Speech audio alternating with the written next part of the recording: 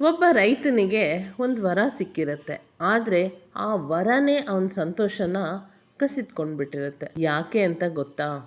ಬನ್ನಿ ಅದ್ರ ಬಗ್ಗೆ ತಿಳ್ಕೊಳ್ಳೋಣ. ಒಂದು ಸುಂದರವಾದ ಹಳ್ಳಿಲಿ ಪ್ರಕೃತಿ ಮಧ್ಯದಲ್ಲಿ ರಾಮು ಅಂತ ಒಬ್ಬ ಸರಳ ರೈತ ವಾಸವಾಗಿರ್ತಾನೆ. ಅವನ ಮನೆ ತುಂಬಾ ಚಿಕ್ಕದು, ಆದಾಯ ಕಡಿಮೆ, ಆಹಾರವೂ ಕೂಡ ತುಂಬಾ ಸರಳವಾಗಿರುತ್ತೆ. ಆದ್ರೆ ಅವನ ಮನಸ್ಸು ತುಂಬಾನೇ ಸಂತೋಷದಿಂದ ತುಂಬಿರುತ್ತೆ. ಪ್ರತಿ ಬೆಳಗ್ಗೆ ಕೆಲಸಕ್ಕೆ ಹೋಗುವ ಮೊದಲು ಅವನು ಕೈ ಮುಗಿದು ಹೇಳ್ತಾ ಇರ್ತಾನೆ, ದೇವ್ರೆ ನನಗೆ ಈ ತರ ಜೀವನ ಕೊಟ್ಟಿರೋದಕ್ಕೆ ಧನ್ಯವಾದಗಳು ಅಂತ. ಅವನ ಹೆಂಡತಿ ಮತ್ತು ಮಕ್ಕಳು ಕೂಡ ಸಂತೋಷದಿಂದ ಅವನ ಜೊತೆ ಬದುಕ್ತಾ ಇರ್ತಾರೆ. ಹೀಗೆ ದಿನಗಳು ಹುರುಳ್ತಾ ಇರುವಾಗ ಒಂದಿನ ರಾಮು ಹೊಲದಲ್ಲಿ ಕೆಲಸ ಮಾಡುತ್ತಿದ್ದಾಗ ಅವನ ಉಪಕರಣ ಯಾವುದೋ ಕಠಿಣವಾದ ವಸ್ತುವಿಗೆ ತಗುಲಿತ್ತು. ಅವನು ಅದನ್ನ ತೋಡಿ ನೋಡಿದಾಗ ಒಂದು ಬಂಗಾರದ ಪಾತ್ರೆ ಸಿಕ್ಕಿತ್ತು. ಆ ಕ್ಷಣದಲ್ಲೇ ಒಂದು ವಿಚಿತ್ರ ಧ್ವನಿ ಅವನಿಗೆ ಕೇಳಿಸುತ್ತೆ, ನಿನಗೆ ನಾನು ಒಂದು ವರ ಕೊಡುತ್ತೀನಿ ಅಂತ.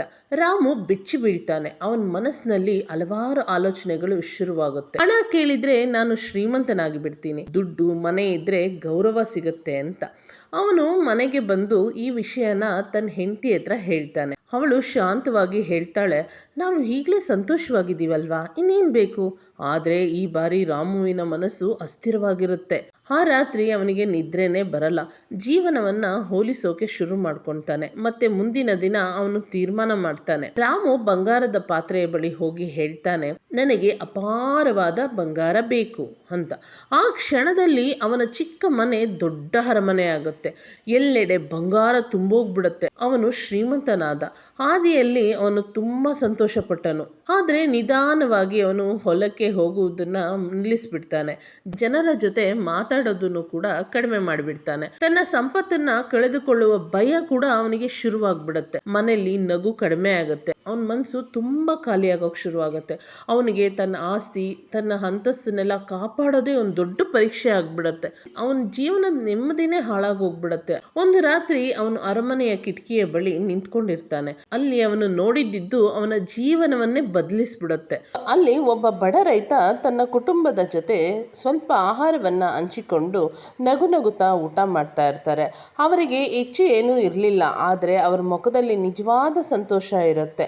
ರಾಮು ಮೌನವಾಗಿ ನೋಡ್ತಾ ಇರ್ತಾನೆ. ನನ್ನ ಬಳಿ ಎಲ್ಲವೂ ಇದೆ, ಆದರೆ ಸಂತೋಷನೇ ಇಲ್ವಲ್ಲ ಅಂತ.